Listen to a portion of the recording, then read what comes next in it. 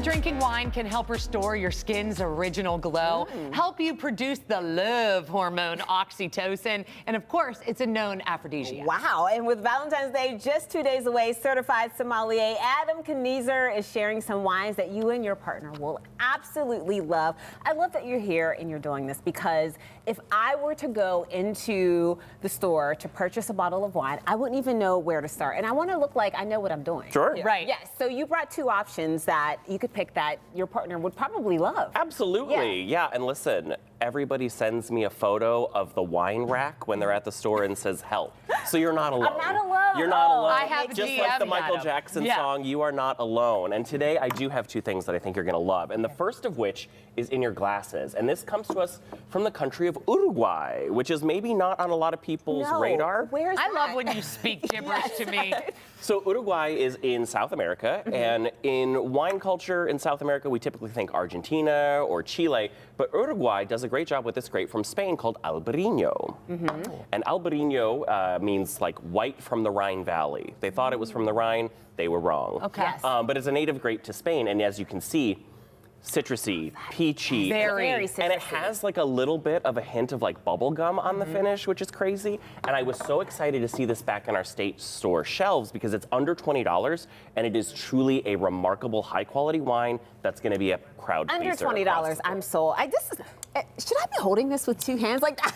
I feel like Mikey looks like someone's coming to steal It's it. precious cargo, especially in these trying times, It is. so I can understand it's where you're good. coming from. Absolutely. I love that you bring whites because I know many people are kind of dedicated to a side. Like, I'm a white drinker, I'm a red drinker. Every white that you've ever brought to me, I feel like I could enjoy it with dinner and also with my husband because he is not a wine drinker, but he would get a little exploratory on Valentine's Day, and that's a great pick. Yeah, and that's the thing. Most of us are red wine drinkers in the U.S. and especially in the Pittsburgh market. But I think white wine deserves a little bit more attention, and that's obviously why I try to bring it Absolutely, to you. I love it. But of course, you know, I'm equal opportunity. Yes, so you I did are. bring a Red. If you could just empty that glass. Oh, wait, I have to drink all of this? I'm sorry, she's new here. I'm like, Life's hard. do you want some of this? Like, you.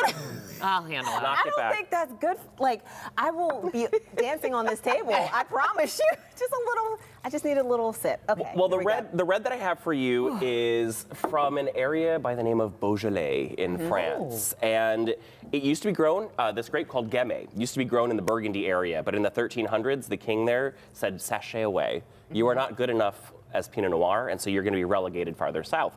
But this comes from an area called Fleury.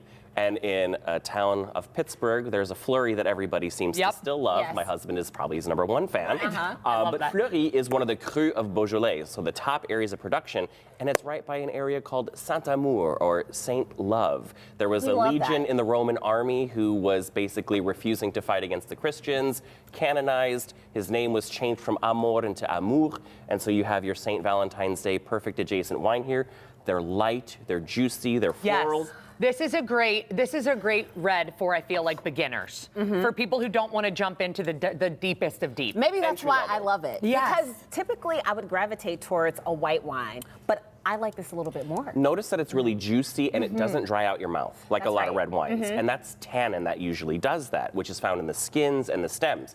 Gamay is a really thin-skinned grape, and so you don't get a lot of that tannin, and so it creates a really juicy, fruit-forward impression that's very floral, lots of blackberry, plum, little dark blackberry I'm raspberry getting, kind of that's thing what I going. love, yeah. It's just really easy and delightful. What are we pairing with this? So this white, I would suggest with anything seafood related. That's a great match for it, but you could easily do it with hard cheeses. I think does a nice job. Oh, yes. You could do things like a salad with mangoes and other tropical fruits that are involved. And then for this red, anything from grilled meats to charcuterie, which I think is a great thing for Valentine's Day. You can kind of get an assortment of meats and cheeses. Both of these wines would be absolutely stellar with them. What a sexy little setup. I know, That's we are right. set for Valentine's We Day. are. Cheers to you, Adam. And to you. Such a great option. It is. All right, if you'd like to learn more about different wines from Adam, we'll link you up on our website, kdka.com/talkpittsburgh.